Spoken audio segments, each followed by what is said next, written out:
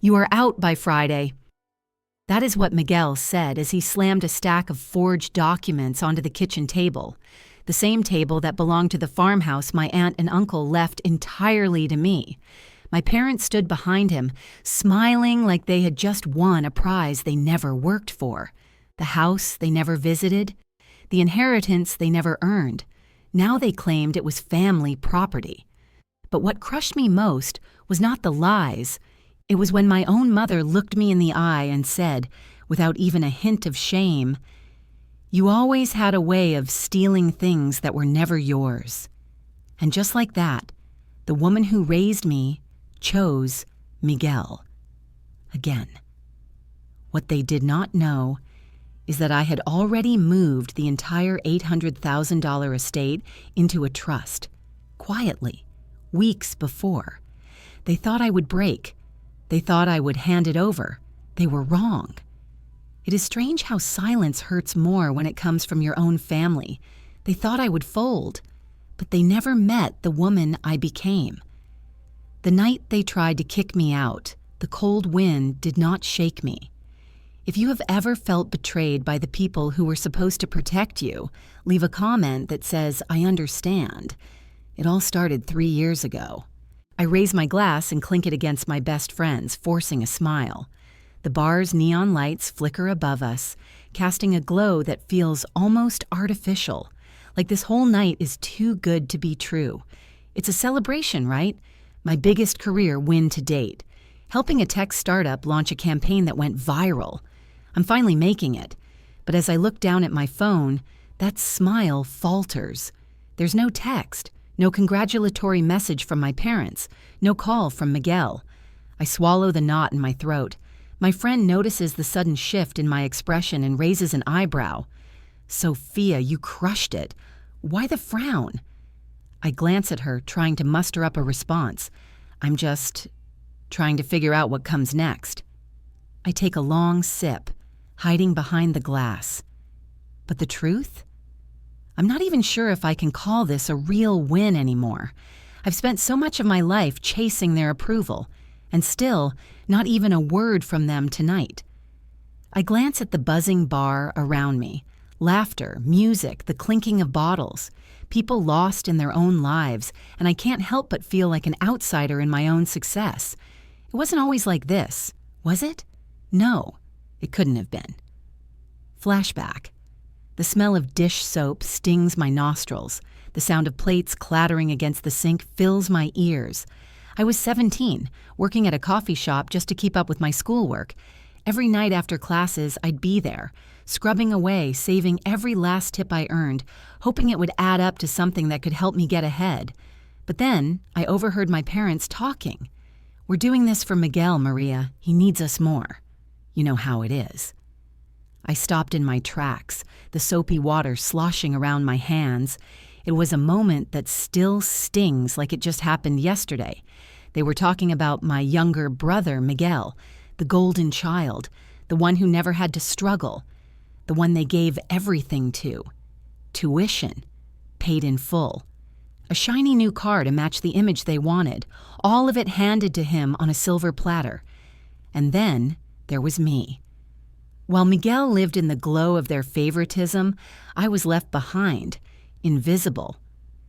My parents didn't care about my sacrifices. They didn't see me working 2 jobs to pay for my own college tuition. They didn't see the late nights I spent, exhausted just trying to keep up. They didn't care that I missed my high school graduation because I had to watch Miguel play in his soccer game instead. Back to the present. My friend leans closer, a concerned look on her face. She's noticed the shift in me, the distance that's crept in since I put the phone down. "Sophia, I know you're having your moment, but I can tell something's bothering you. You're acting like you're celebrating, but are you?" I force a smile, but it feels more like a mask than anything genuine. I'm killing it, right? But without them, my voice trails off. Without them, this feels hollow. This success, this win. It's like half of it doesn't matter because the people I needed to share it with, the people who were supposed to be proud of me, aren't here. I glance at my phone again. Nothing. just the same silence. I clink my glass again, this time for the sake of filling the quiet, and I feel that same emptiness creep in. That loneliness that's been there for as long as I can remember. It's funny, isn't it? How you can be surrounded by people, even in a room full of chatter and laughter, and still feel like you're floating outside of it all. I try to push it out of my mind. This night is supposed to be about me. It's a victory. I deserve this moment, don't I? But deep down, I know the truth. I've worked for this. I've earned every bit of it. But I can't shake the feeling that it's always been a one-way street. The messages I never got, the celebrations I didn't have, the victories that somehow weren't as big because they didn't share them with me. The bar's neon glow flickers once more, and I think back to all those years of watching Miguel glide through life, always getting what he wanted, always being the favorite. The lessons they taught me weren't about independence. They were about favoritism, about telling me to be tough while they coddled him. And in all that, I felt like I was invisible, just a shadow, fading further away as the years passed by. My parents would never see me, not truly. They'd never understand. I blink hard, bringing myself back to the present. The bar noise is louder now. People are starting to get up, heading out for the night. The victory I've just tasted feels like it's slipping away too. My friend notices. Soph, hey, look at me. You did it. You made it. Don't let this silence from them ruin it, okay? You deserve this. But even her words, meant to comfort, don't hit the way they should. They can't fill that empty space where my family's approval should have been. I sit back in my chair, staring at my phone again. The silence between me and them is deafening. A silence that I've learned to accept. But it still stings, deep down. Why can't they just see me? I exhale slowly. There's no more waiting. No more hoping for messages or calls that will never come. But something changes in me right then. I don't need them to see me. I'll make them see. The air in my apartment is thick with dust as I sift through the last of the boxes. It's funny how things seem to accumulate over the years. Papers, clothes, old trinkets I never bothered to unpack. But today, my eyes fall on something unexpected. A wooden apple box, intricately carved with delicate fruit designs. It's buried under a stack of random items, its surface faded and weathered by time. I pause, my fingers lightly brushing over the carvings, feeling the grooves in the wood. There's something almost familiar about it. I lift it from the pile, the box surprisingly heavier than I expected, like it's carrying something important, something that's been waiting for me. I sit down on the floor, the rough carpet brushing against my legs as I pull the box open. The scent of old wood and mothballs fills the air, a smell I hadn't realized I missed until now. Inside, tucked between folded pieces of faded paper, is an envelope. Yellowed with age, the paper feels fragile under my fingertips. I unfold it carefully, the edges curling slightly as I read the words written in a familiar, flowing script. It's a will. My heart skips a beat. The will is from my late aunt and uncle, Antonio and Rosa Gonzalez. The names hit me like a punch to the gut. I hadn't seen them in years, but their presence in my life had always felt like a comforting constant. Their farm in the countryside, the one place where I always felt welcomed and seen, unlike the suffocating coldness of my parents' house. I can hear Antonio's voice in my head as I read. Your family, Sophia, the kind that matters. Those words echo through my mind, warming me from the inside. In a world where my own family had always made me feel like I wasn't enough, Antonio and Rosa had made me feel valued. They never treated me like I was invisible. They saw me. I swallow hard as my eyes move down the page, the words still sinking in. The estate, a rural farmhouse, and an investment fund are mine, all of it. $800,000. It's a lifeline, a dream come true. But as the words settle in, so does the weight of them. A strange mix of shock and disbelief floods my body. For a moment, I sit frozen on the floor, the world outside my apartment going unnoticed, the hum of traffic just a distant murmur. I think of my parents, of Miguel. They never mentioned anything about this. They never spoke of any inheritance. But Antonio and Rosa, they chose me. I'm not sure what I feel more, gratitude or a cold sense of dread. I close my eyes and the memories flood back to me, as clear as day. A summer day spent picking apples at their farm, laughing with Antonio as he joked about how I couldn't pick apples fast enough. I remember the sun on my skin, the smell of the orchard, the sound of our footsteps crunching on the dry earth. It was a world far removed from the one I'd left behind in the city, where I was constantly compared to Miguel, overshadowed by his every move. Out there, in that orchard, I felt something I hadn't felt in years. Important, like I mattered, not because of what I did or what I could achieve, but simply because I was there. I was enough. As I remember those days, I can't help but feel a sharp pang of loss. Antonio and Rosa are gone now. Their absence is something I can't quite grasp. They were my lifeline, and now this inheritance feels like both a gift and a curse. I look back at the will, the envelope crinkling in my hands. The words seem different now, almost sinister. I can't shake the thought of my family, the one I've always tried so hard to please, finding out about this. I can already hear Miguel's voice in my head, demanding a cut. After all, if the house and the money are going to me, doesn't that mean they're entitled to something? Doesn't he think he deserves a piece of it too? I grip the envelope tighter, a rush of uncertainty swirling inside me. The more I think about it, the more I realize just how much this inheritance is going to shake things up. If Miguel and my parents find out, if they expect me to share, it could tear everything apart. And worse, I wonder if they'll try to take it from me, just like they've taken so much from me before. A shiver runs down my spine as I imagine the mess this will become. My family is driven by greed. My parents never really had time for me, but I know what they'll think when they find out. They'll see this as an opportunity, not a blessing. But for now, all I have is this envelope, the key to everything Antonio and Rosa wanted for me.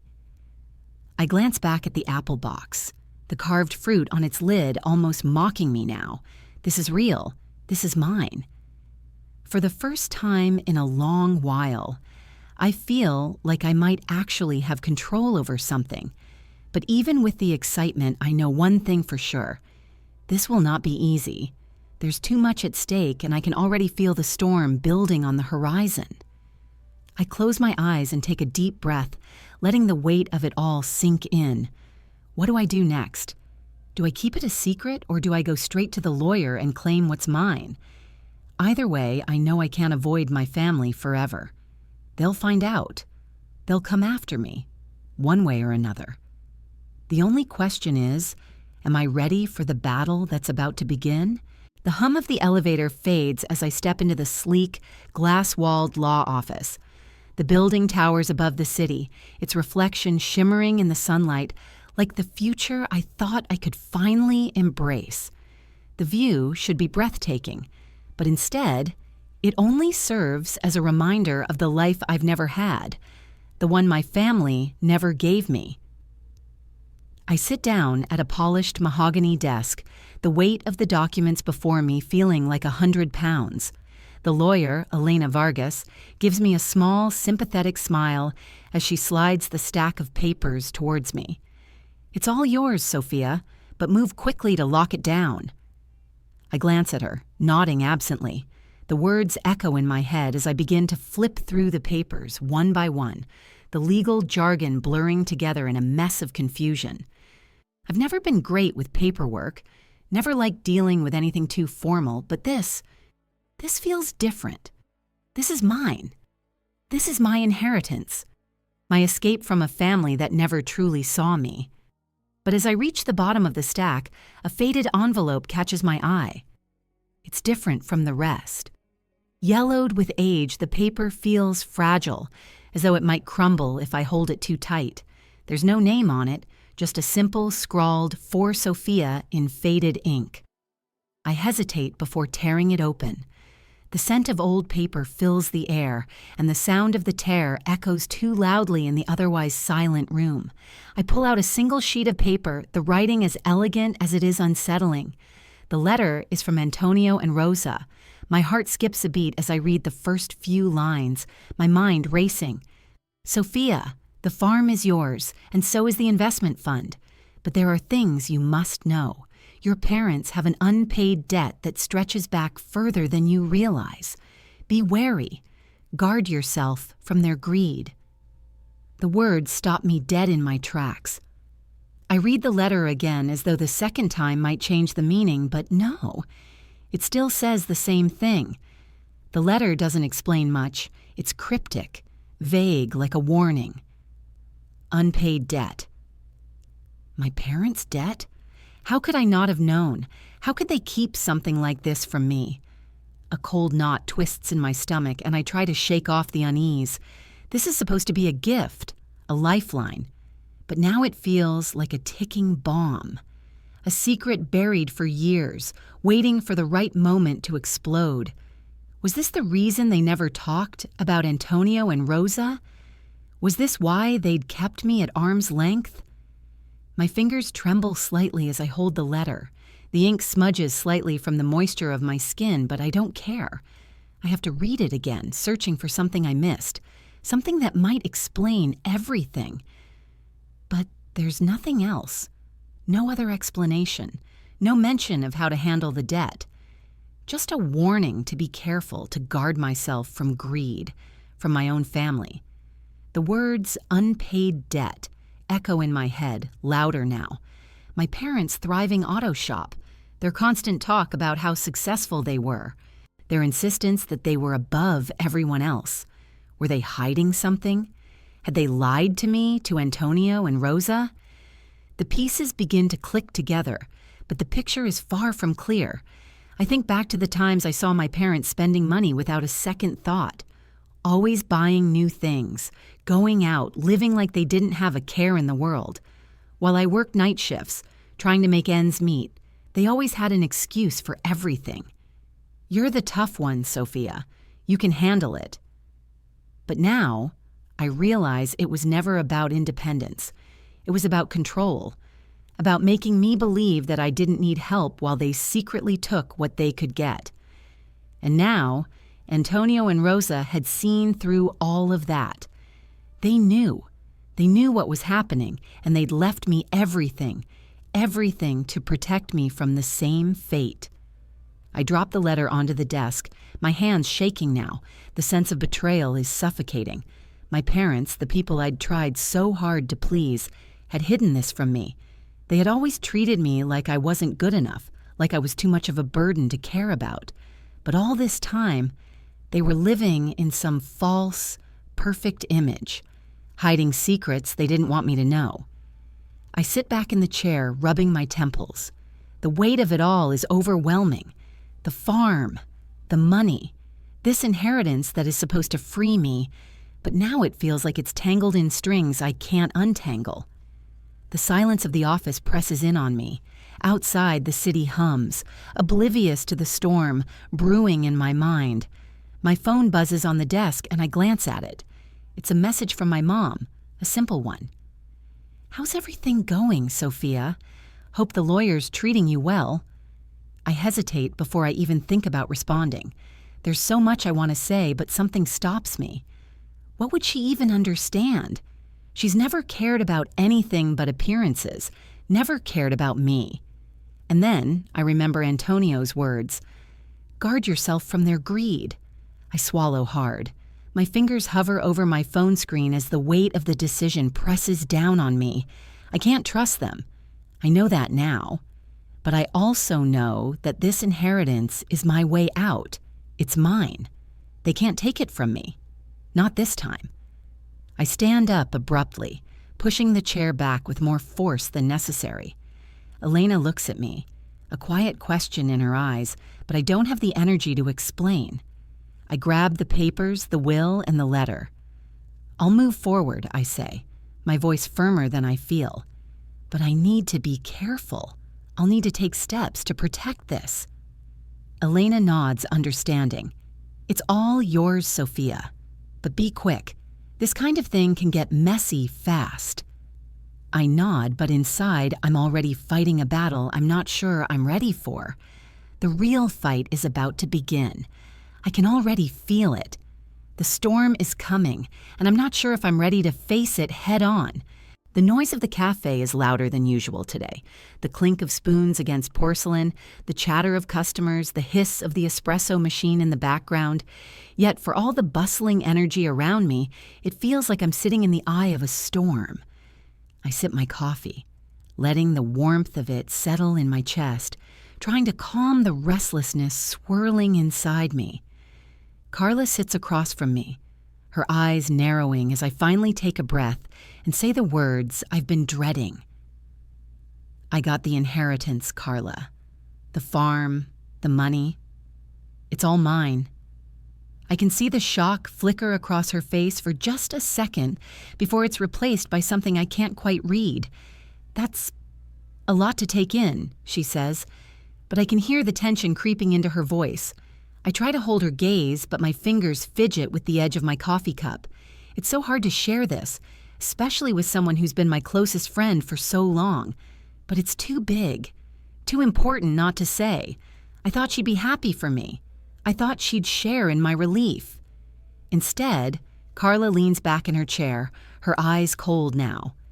You've got all that money, all that property, and you're not even going to share it with your family? You're just going to keep it all to yourself? I blink, startled by the shift in her tone. Carla, it's not that simple. My parents, they've always made me feel invisible. And this is the one thing that's mine. I can't just give it away. Carla shakes her head, her lips pressed tightly together. You're hoarding it, Soph. You're just like them, selfish. Her words hit me like a slap, and I feel the heat rise to my face. I didn't expect this. Not from her. Not from the one person who's supposed to understand me more than anyone else. Selfish? I repeat, my voice trembling slightly. You think I'm selfish for taking what's been given to me? After everything they've done? After all the years of working my ass off while they got everything handed to them? The words spill out before I can stop them, sharp and laced with bitterness. I've kept all this inside for so long, but now, with the inheritance in my hands and the letter from Antonio and Rosa weighing heavily on my mind, it's like everything's coming to the surface. Carla doesn't answer right away. She just looks at me, her lips twisted into a tight line, and I see it then, the faintest flicker of something that looks like judgment in her eyes. You're being unreasonable, she says, her voice cool. This is family. You can't just take it all and leave them out in the cold. You're going to alienate everyone. The words burn through me. I want to yell to tell her she doesn't understand, but I don't. Instead, I just sit there stunned as the truth settles in. Carla isn't on my side. Carla, I start, but she cuts me off, her voice sharp. Don't you get it, Soph? This isn't just about you. You're hogging all that cash from your family. That's low, Soph. Her words sting, and it feels like a dagger in my chest. This is the same person who's always had my back, who I trusted with my secrets, with my heart. And now, here she is, accusing me of something I never thought she'd say.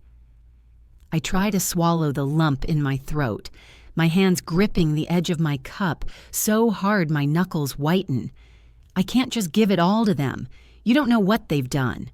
What they haven't done for me, I don't owe them anything. Carla stands abruptly, shoving her chair back with a screech. Fine, she snaps. Do whatever you want, but don't expect me to stand by and watch you throw your family away like this. And with that, she storms out of the cafe, leaving me sitting there, the silence pressing in around me like a suffocating blanket. I take a shaky breath, but the air feels thick.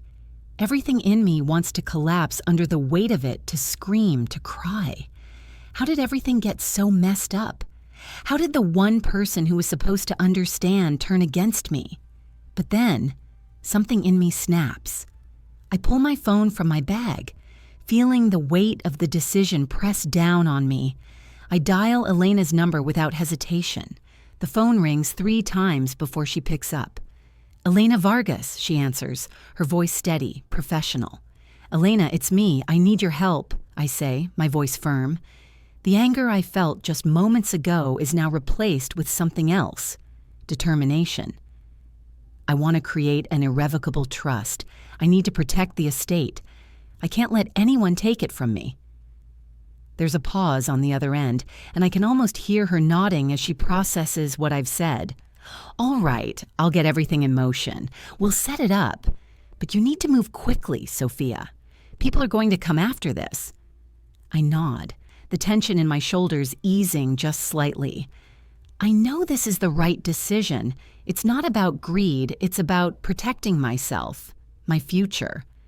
I don't care what anyone else thinks anymore.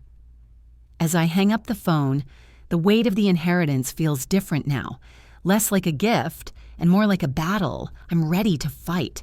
The world is shifting beneath me, and I'm done standing on the sidelines. If my family wants this, they're going to have to go through me. The pain in my chest from the argument with Carla lingers, but it's nothing compared to the resolve building inside me. I will not let anyone, family, friends, or anyone else, take what's mine. Not again. The pen in my hand hovers over the papers, the moment stretching longer than it should.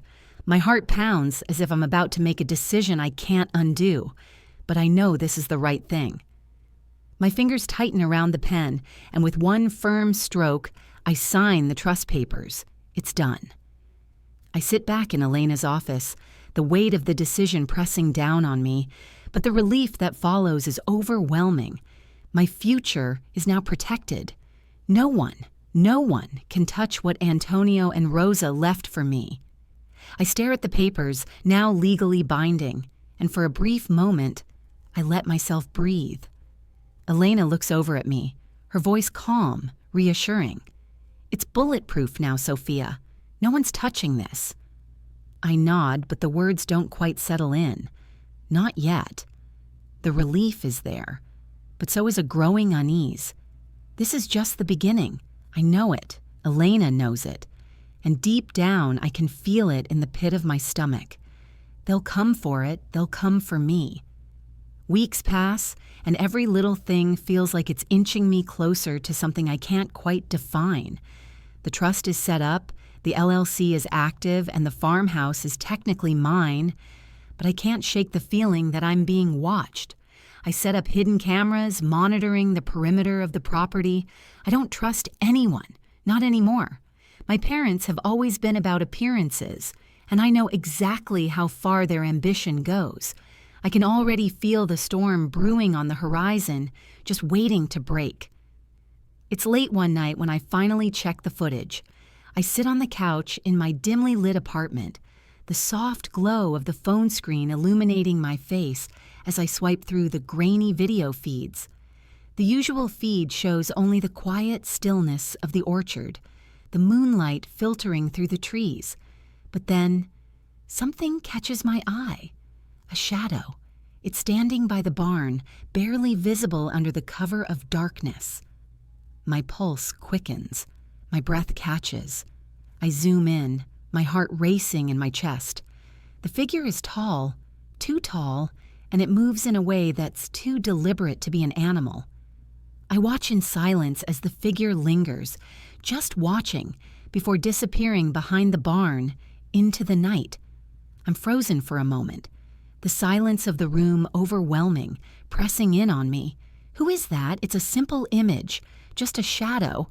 But my mind immediately goes into overdrive. What are they doing there? My thoughts race. Could it be someone from the farm? A random trespasser? Or someone I know? The knot in my stomach tightens. I don't want to jump to conclusions, but the truth is that it's hard not to. I know who would want to be on that property, lurking in the shadows, checking out my inheritance. Miguel. I grab my phone. the screen flickering in my hand, my fingers trembling as I replay the footage. His face flashes in my mind, his smug smile, the way he always acted like everything should be handed to him, the way he always assumed he was entitled to anything that wasn't nailed down. I can't ignore it anymore. What if it's him? The thought makes me sick to my stomach. The shadow could mean nothing. It could be a random person, or worse, someone hired by my family. But if it's Miguel or someone working for him, it's bad. It means they're already trying to stake a claim to what's mine. It means I'm not just fighting for my inheritance, I'm fighting for my life. My phone shakes in my hand as I replay the footage again, but nothing changes. The figure is still there, still watching, still waiting. I take a shaky breath, the weight of the situation pressing on me. I think of the trust, how it's supposed to protect me. But protection doesn't feel like it's enough anymore. I need to know who's out there. I need answers, and I need them fast. The next day, I take another step. I call Elena again, my voice firmer than I feel. I need to tighten the security around the property. I don't trust that this is over. Her voice is steady, but I can tell she's not surprised. Sophia, I'll make sure the cameras are set up properly, and we can hire additional security if you want to take further steps. I hesitate for a moment. 1,000 thoughts race through my mind. The money, the farm, my family, all of it is on the line. And I know one thing for sure. I can't afford to let my guard down. I want to move quickly, I say, my words deliberate. I need to make sure no one gets close. This has to be ironclad. Elena's response is calm, efficient. We'll take care of it. I'll have the team double-check the system, and I'll make sure you're fully covered. I end the call with a sense of finality. The trust is safe. The security measures are in place. But that shadow, that figure watching me from the dark, it's still out there. And I can't stop thinking about it. Later that night, I stand outside on the porch of the farmhouse, staring out over the orchard. The wind rustles the leaves, but it feels colder tonight, the air thicker with tension. I feel like I'm waiting for something, waiting for the next move, the next attack. I've done everything I can to protect what's mine, but I know it's not enough. Not when there are people out there who want it just as badly, not when they'll stop at nothing to take it. The shadow on the camera footage keeps replaying in my mind. The unanswered question gnaws at me. Who's watching me? I don't have the answer yet, but I will. I won't stop until I find out. The battle is far from over. In fact, it's only just beginning. The sound of the shears slicing through the apple tree branches is oddly satisfying, crisp, deliberate, each snip echoing in the quiet orchard. But the peace is deceiving. Every time I cut through a branch, the unease in my chest grows heavier, as though I'm severing something more than just limbs of the tree. It's my last line of defense, the edge of my quiet, isolated life. I hear my phone buzz in my pocket, the vibration jarring against the stillness of the orchard. I pull it out, hoping for something, anything to distract me from the rising tension. It's my dad's name lighting up the screen, and I brace myself. I answer, but the syrupy sweetness in his voice makes my stomach churn. "Sophia," he starts, his tone too warm, too friendly. "How are you doing, honey? We were just talking about the farmhouse, and we were wondering what your plans are for it." I freeze, the shears slipping from my hand, the air thick with an unfamiliar chill. He's not asking out of concern. He's probing, testing. I can feel it in the way his words hang in the air, too casual, too forced. My heart begins to race, but I keep my voice steady, masking the fear that's creeping up my throat. "Plans?" I repeat, feigning confusion. "Oh, I'm just settling in, Dad. I'm still figuring it out. Nothing too major yet." His response is quick, almost too quick. Of course," he says, the false warmth still coating his words. "But that house, it's family history, You're not just sitting on it, right?" The words hit me harder than I expected. it's not just a house. To him, it's a legacy, something he feels entitled to, something he thinks I should be sharing, if not outright handing over. My pulse spikes as I force a smile that no one can see. I'm just enjoying the space, I reply, my fingers tightening around the phone. I can feel the walls closing in on me. I'm sure I'll figure it out, Dad, don't worry. He doesn't say anything for a moment, and I'm left with the uncomfortable silence. I can almost hear the wheels turning in his mind, weighing his next words carefully. But I won't let him win. Not this time. All right, Sophia, but remember, that place has been in the family for years, he adds, as though reminding me of my place. You wouldn't want to let it go to waste. I bite my lip, the heat of anger rushing to my face, but I don't give in. I'll take care of it, Dad, don't worry. I hang up quickly, feeling like I just ran a marathon. The weight of his words sits heavy on my chest. They want it. They want everything. And they think I'm the same person I was before, the one who would give in, the one who would always put them first. But I'm not that person anymore. As the call ends, my phone buzzes again. This time, it's a text from Miguel.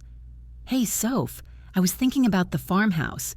You ever considered selling it? Could use the cash from my garage project. I'll give you a fair offer. My fingers freeze over the screen, the words staring back at me like a challenge. Fair offer. What does he even mean by that? It's not just a casual suggestion, it's a demand. He's pushing again, just like he always does.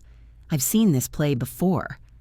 The text hangs in my mind, my blood simmering as I feel the familiar pull of anger, frustration, and helplessness.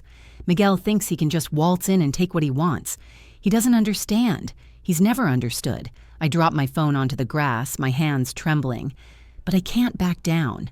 I can't let him think he can manipulate me like he always has. I'm not the same, not anymore. I force myself to pick the phone back up, but just as I do, a noise breaks my concentration. The faint hum of a car engine. I glance up and my heart skips a beat. In the distance, at the end of the long dirt road leading up to the farmhouse, a car idles near the entrance, the engine purring lazily in the night. I squint, trying to make out the shape, but the headlights are dim and blurring in the distance. It's late, far too late for anyone to be driving up here. But they're there, watching, waiting. I feel a sharp sting of fear, my breath catching in my throat. The car doesn't belong to anyone I know, I'm sure of it. But who else would be here at this hour in the middle of nowhere? I slide my phone back into my pocket, but the weight of the situation presses down on me harder than before. They're closing in on me. They won't stop until they get what they want. The sound of the car's engine hums through the quiet air, and I feel the fear start to settle into my bones. Whoever is out there, whatever they're here for, they're not going to stop. Not until they take everything I've fought for. I take a deep breath, trying to steady myself. I can't let them intimidate me. I stand up, my back straight, the weight of resolve settling over me like armor. But inside, I'm terrified.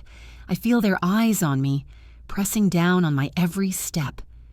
They're out there, and they think they can break me. I won't let them. The smell of sizzling tacos fills the air, a blend of cumin, garlic, and fresh cilantro that should make my mouth water.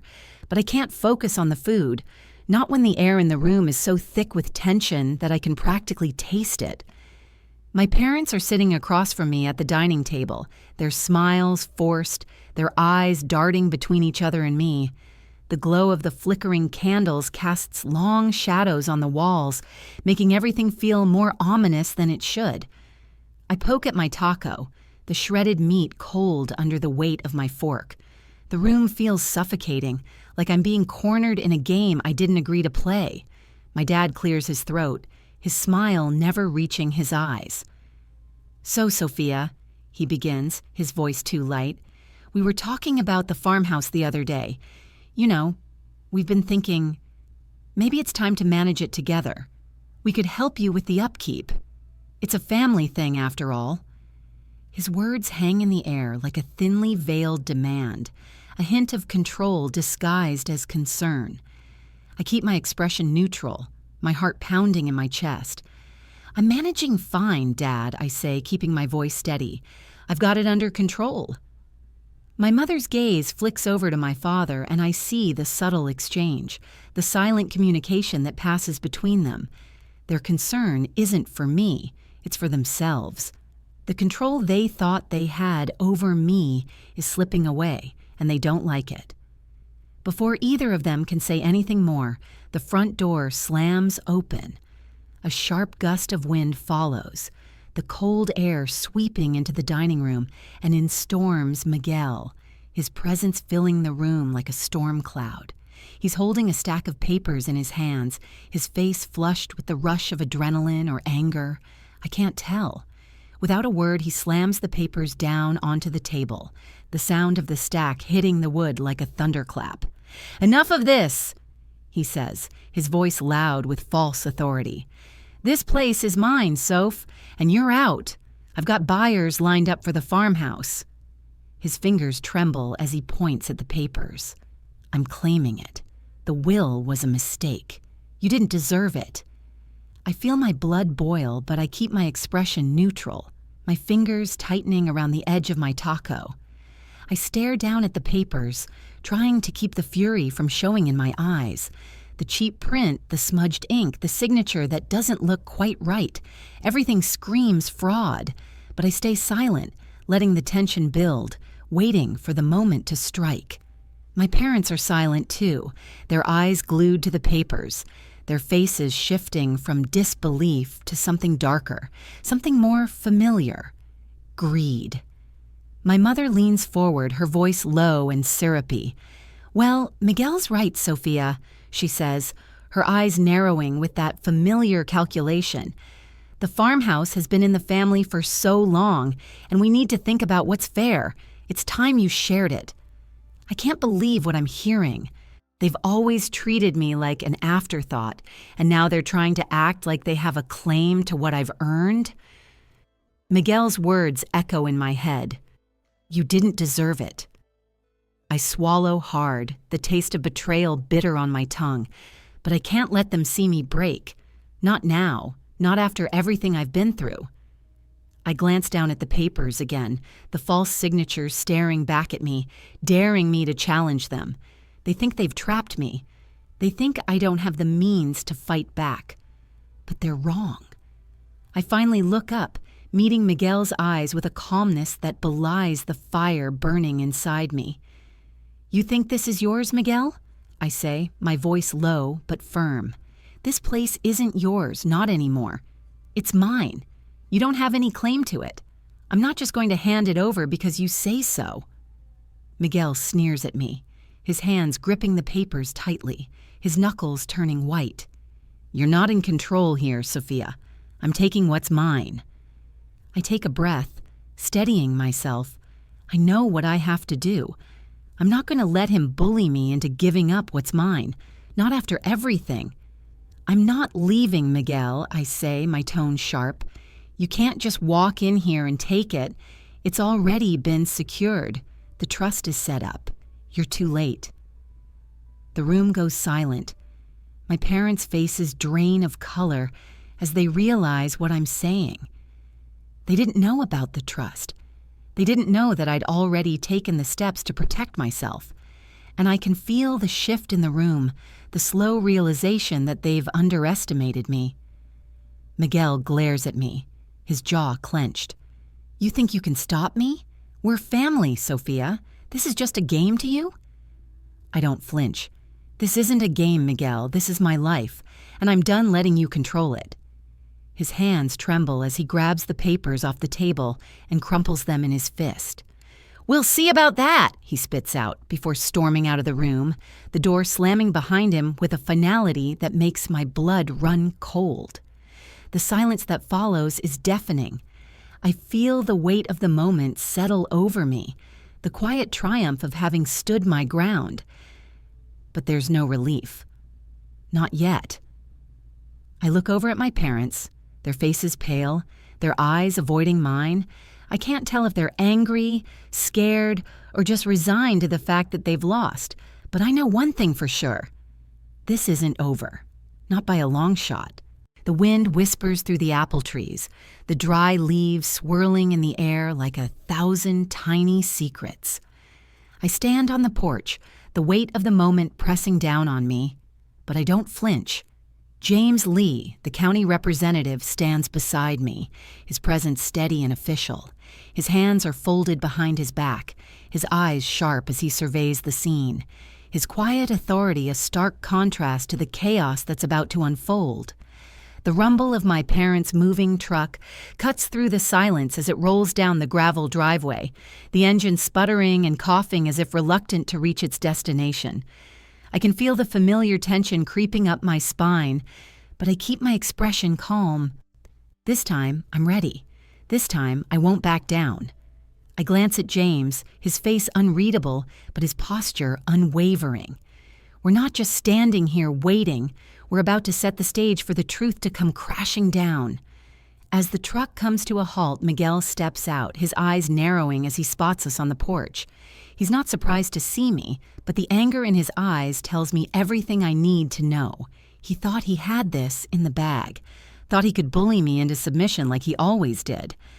I take a deep breath, feeling the weight of the trust papers in my hand.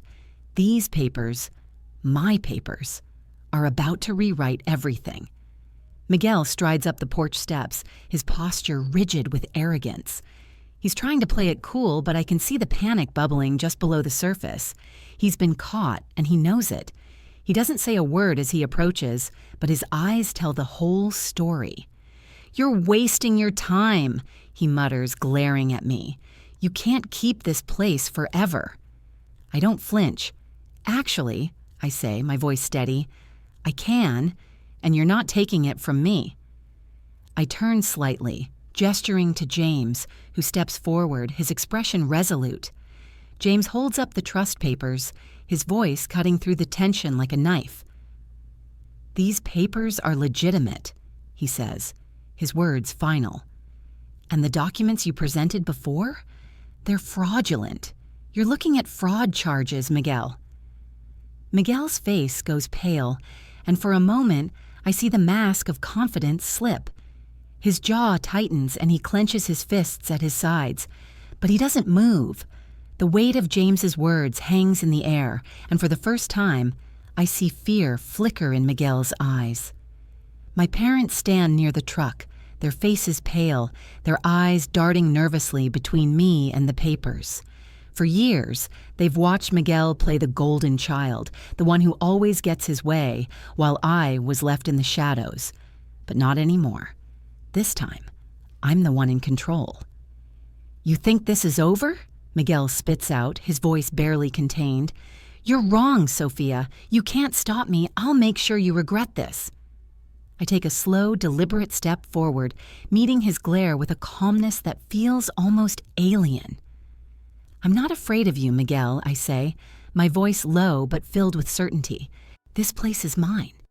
I've already secured it. You're not taking it from me." Miguel takes a step back, his eyes burning with fury, but he doesn't say anything more. He knows it's over. For now. The moving truck idles behind him, a silent reminder that they came here expecting to take everything from me, expecting me to fold. But I didn't. James turns to face me, his expression softening slightly. "It's all in order," he says. "You're safe. The estate is protected." I nod, my heart pounding in my chest, but I don't let the relief show. Not yet. This isn't over. It never will be. Not with my family, not with Miguel. I can feel the storm still brewing, just on the other side of this victory. My parents exchange a look, something between frustration and disbelief, as they begin to pack up the truck, the weight of their failure settling in. They came here to bully me into submission, to strip away everything I've worked for, but they didn't count on me fighting back. They didn't count on me having the strength to hold my ground. Miguel glares at me one last time before turning and walking back to the truck, his shoulders stiff with barely contained rage. He doesn't look back, but the threat in his eyes lingers. I know he'll be back. He'll never let this go. But neither will I. The sound of the truck's engine roars to life, and with a final screech of the tires on gravel, they're gone. The silence that follows is deafening. I stand there, my chest rising and falling with each breath, trying to steady my racing heart. I've won this round, but I know the battle isn't over, not by a long shot. I glance over at James, who's already starting to walk back toward the farmhouse, his footsteps steady, assured. "You did it," he says, turning to me with a slight smile. I smile back, but it's brief. The fight is far from finished. I won't let my guard down, not now, not ever. I stand on the porch, the cool wind brushing against my skin, and I watch the road waiting for the next move, because I know they'll come for me again. And when they do, I'll be ready. The envelope is thick, the kind that feels important, and the moment I rip it open, I know something's off. The paper inside feels heavy, almost too heavy for what it should be. I pull out the letter, my fingers trembling slightly as I read the first few lines. My jaw tightens, my heartbeat picking up speed as I read on. The letter is from my mom's lawyer, but it's not a typical correspondence. It's a demand letter, and the words burn through me like acid. $100,000 for emotional distress and co-ownership of the farmhouse. I blink, rereading the words over and over, my mind struggling to process what's on the page. Emotional distress? Co-ownership? I know this is their attempt to manipulate me, to strong-arm me into giving them a piece of what I've earned, but seeing it in black and white, seeing the audacity in their demands, it hits me harder than I expected. I feel the heat of anger rush to my face. I slam the letter down on the coffee table, the sound sharp in the quiet of my apartment. My fists clench at my sides. $100,000. It's not about money, not really. It's about control. They want to take everything I've fought for, just like they always have. But this time, I'm not backing down. I grab my phone, dialing Elena's number without thinking. She picks up almost immediately, her voice steady, a calm anchor amidst the chaos. "Elena," I say, my voice shaking despite my best effort to keep it steady. "I've just received a demand letter from my mom's lawyer. They're asking for money and the farmhouse. They're trying to take everything from me." Elena doesn't hesitate. "I'll look into it, Sophia. I'll have everything checked out. We'll fight this." Her words bring me no comfort. Not yet. I can feel the weight of the situation pressing down on me, the walls closing in. I've been fighting this battle for so long, but now it's escalating. They won't stop. They can't. I sit back against the couch, my mind racing. The letter, the threats, it all ties back to the debt that Antonio and Rosa warned me about, my parents' secrets, the things they've hidden from me. This is all connected, but I need proof. I need something that will give me the upper hand. I can't keep playing defense. It's time to turn the tables. The phone buzzes in my hand, and I look down at the screen. It's Elena again. I answer immediately, leaning forward, eager for whatever news she has. "Sophia," Elena says, her voice crisp. "I've traced the forged papers. The notary seal on Miguel's documents? It's fake. It's from an out-of-state service. Someone's trying to cover their tracks, and it's clear they were counting on you not finding out." I lean back, the words sinking in. The anger I've been holding back explodes like a dam breaking. Miguel, he's the one behind this. He's the one who tried to steal everything from me. Everything, but that's not all. I think of the anonymous caller, the one who'd reached out to me weeks ago with a cryptic warning about my parents' debt. Who was that? What did they know?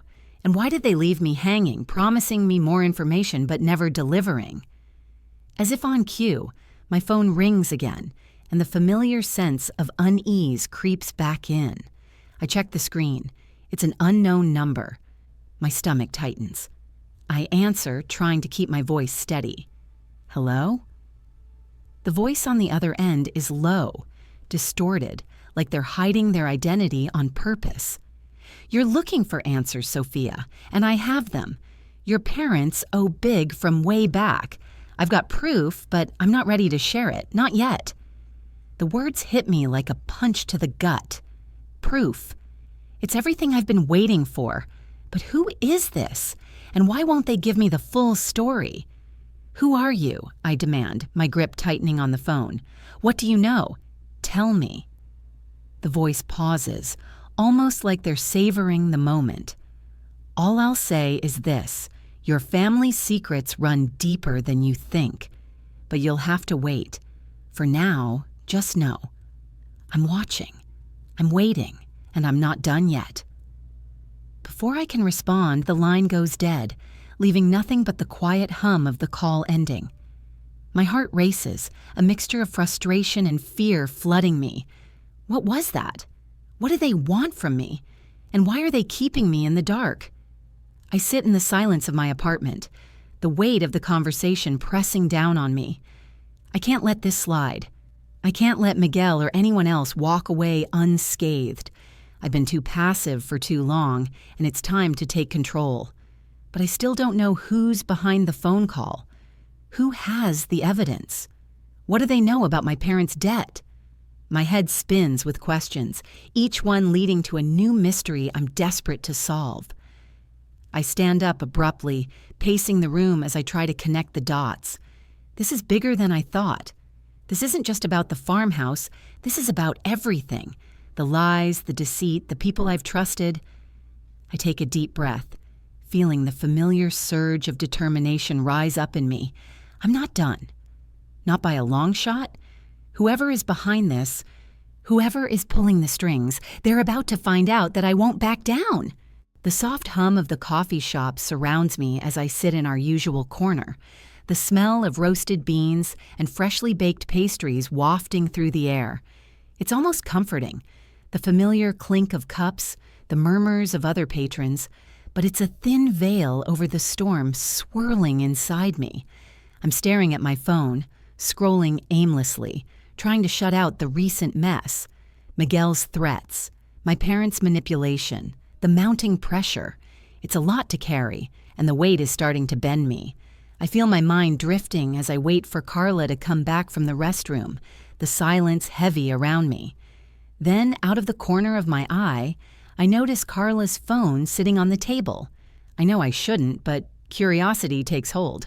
I tell myself I'll just glance at the time, but the screen lights up with a message preview.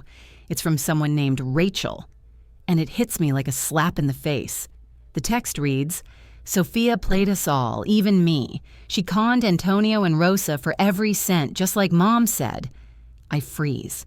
My heart drops into my stomach, the words blurring in front of my eyes. What? Carla, my best friend, the one person who'd always been there, is the one spreading this? I feel the blood rush to my face, a dizzying wave of betrayal crashing over me. I can't breathe. The room around me seems to go silent. Carla, she's turning on me, just like the others. She's been lying, just like my parents. The messages scroll past, and I can't stop reading. My hands are shaking, my stomach twisted in knots as I realize what this is. What's happening? Carla, the person I trusted the most, was bribed to spread the lies my parents started. She's been part of it all, a pawn in their game, throwing me under the bus to protect herself. I feel a sickening wave of nausea rise, but I force myself to swallow it back. I can't break now. I place the phone back down, my thoughts swirling, each one darker than the last. I want to confront her, I want to scream, to make her explain, but the thought of facing her right now, it's too much. This betrayal? This isn't something I can fix by yelling. I think back to the argument we had in part 4. Carla had snapped at me when I decided to protect the estate. I'd thought she was just frustrated, but now I see it clearly. It was never about concern. It was never about me or what was right. It was a setup. She'd been manipulating me just like everyone else. She was never on my side, not like I thought she was. The pain is overwhelming. How could she do this to me? How could she be a part of the smear campaign that's been tarnishing my name? I take a deep breath and try to steady myself. I can't let her break me. I have to stay focused. I pick up my phone, feeling the weight of the messages that have been flooding my family group chat. I scroll through the conversation, each message like another stab in the gut. My mom's words appear on the screen, her accusations venomous. Sophia's been lying to Antonio and Rosa. She's been taking what isn't hers. Don't let her fool you. The group chat is flooded with replies, each one worse than the last, each one tearing into my character. My mother's posts are gaining traction, spreading faster than I can keep up with. The lies she's spreading are wrapping around my name, suffocating it. Every message makes the blood in my veins run cold. My heart races in my chest as I scroll further. They've all turned on me. My parents, the family, even the people I thought were my allies. My name is being dragged through the mud, and all of them are complicit in this. The tears threaten to spill, but I won't let them. I won't give them the satisfaction of seeing me break. They think they've won. They think they've crushed me. But they're wrong. This isn't the end. It's just the beginning. I sit up straighter, my resolve hardening. I can feel the shift inside me, the raw power of it surging through my veins.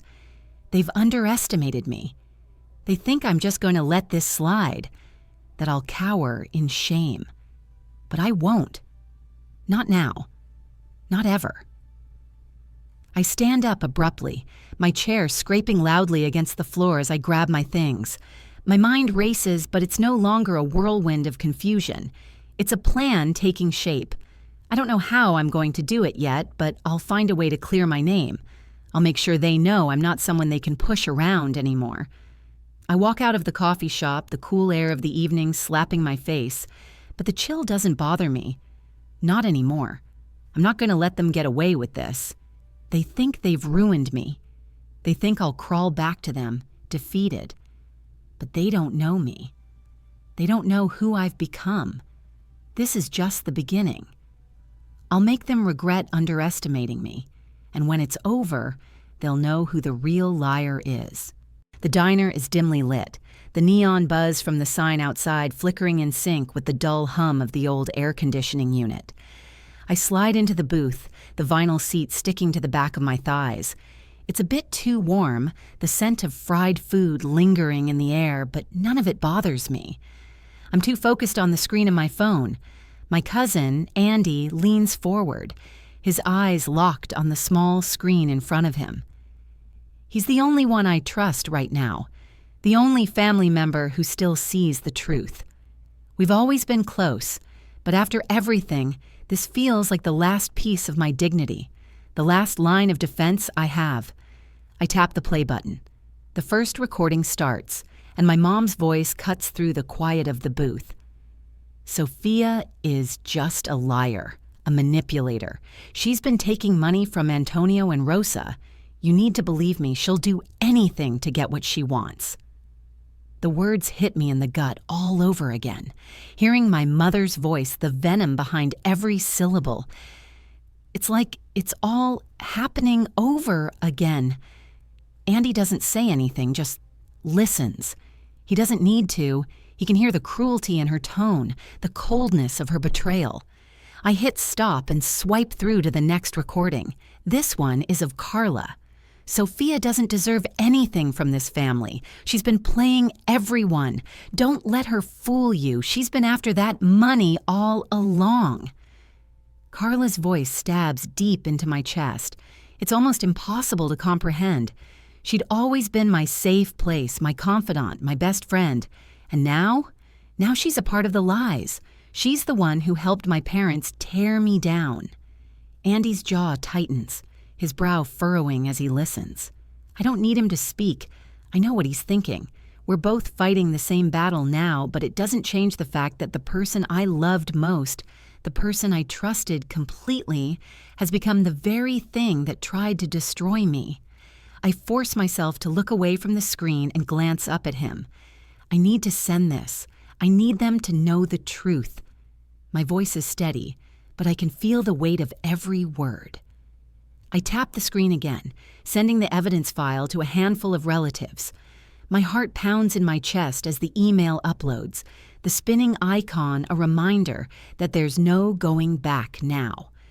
The file contains everything: the forged papers, the recordings, the screenshots of my mom's messages to the family, proof that I wasn't the liar, that I was the one being betrayed. As I watch the email send, a sense of relief rushes through me, but it's quickly followed by a deep, aching emptiness. The fight isn't over. Not yet.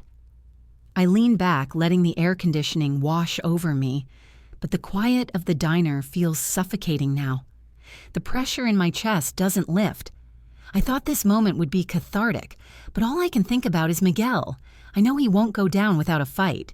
He never does. I've already reported his fraud to the real estate board, and I know it's only a matter of time before his shady business practices catch up with him. The thought of him losing his job doesn't bring me joy. It only makes me realize how deep this web of lies really goes. I close my eyes for a moment, trying to push the thoughts of Miguel and Carla away, but they linger like a cloud. My phone buzzes in my pocket, pulling me out of my thoughts. I glance at the screen. Text messages from relatives. "I'm so sorry, Soph. Your mom had us all fooled. I had no idea. You don't deserve this." The apologies flood in. For a moment, it feels like a weight is being lifted off me, like I'm not alone in this fight anymore.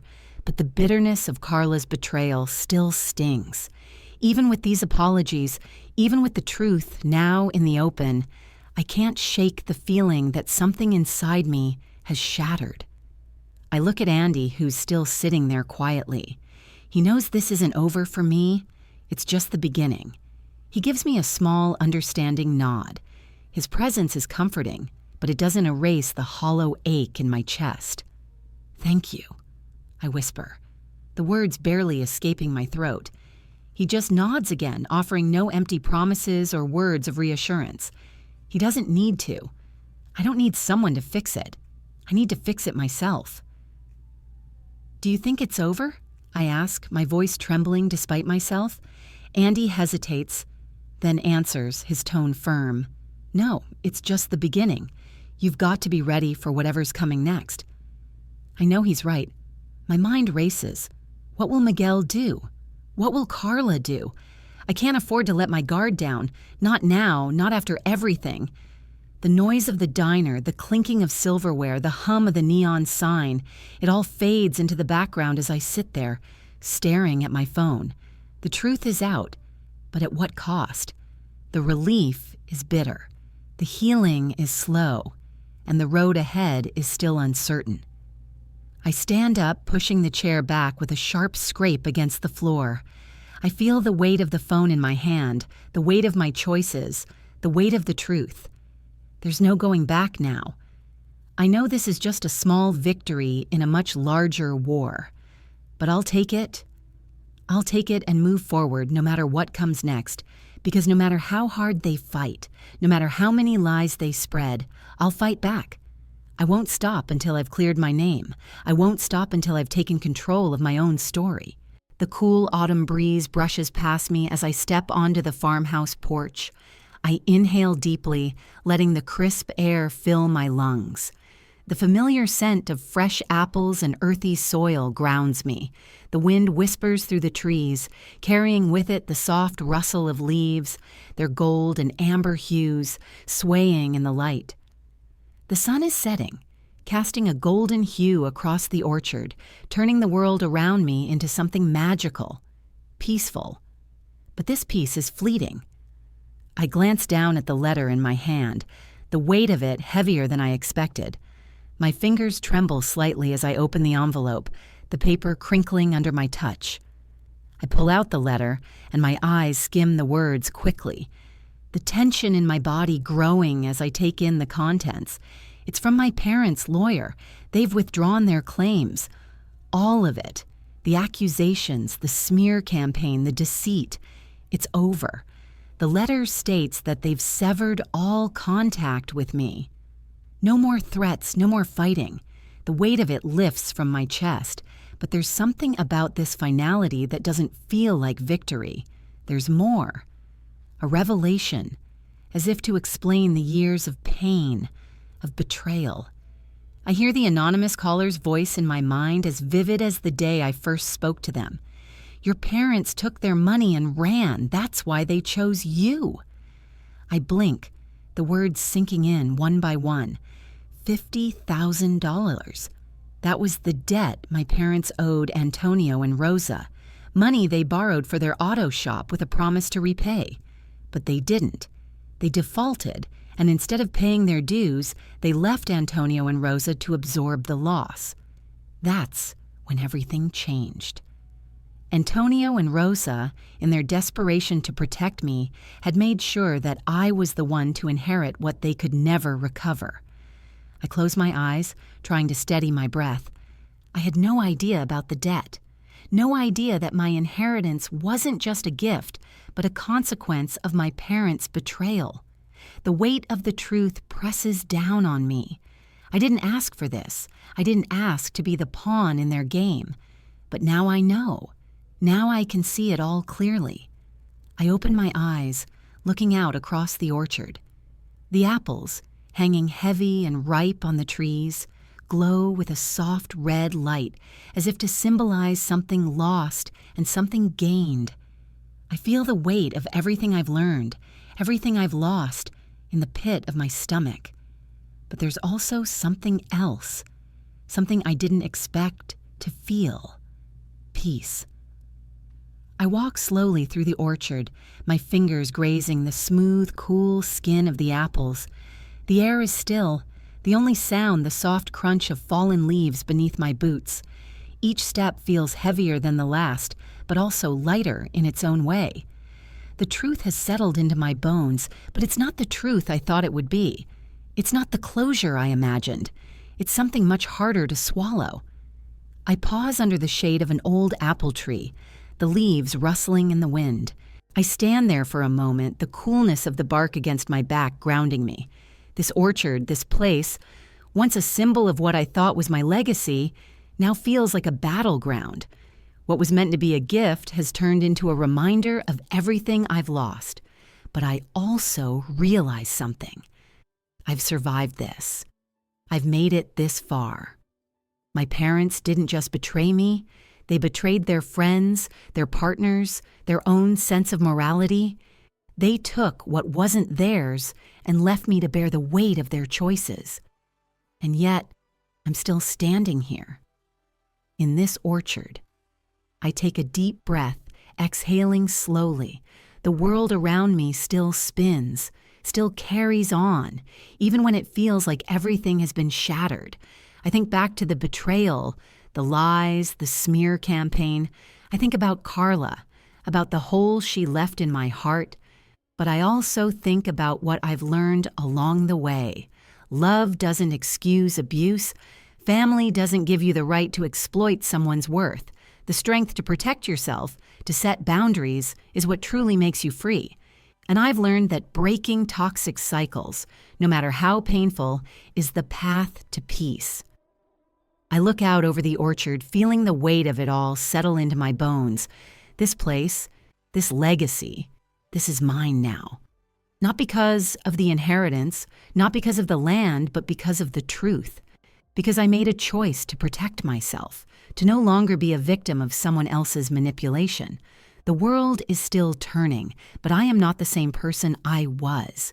I protected their legacy, yes, but more importantly, I protected mine.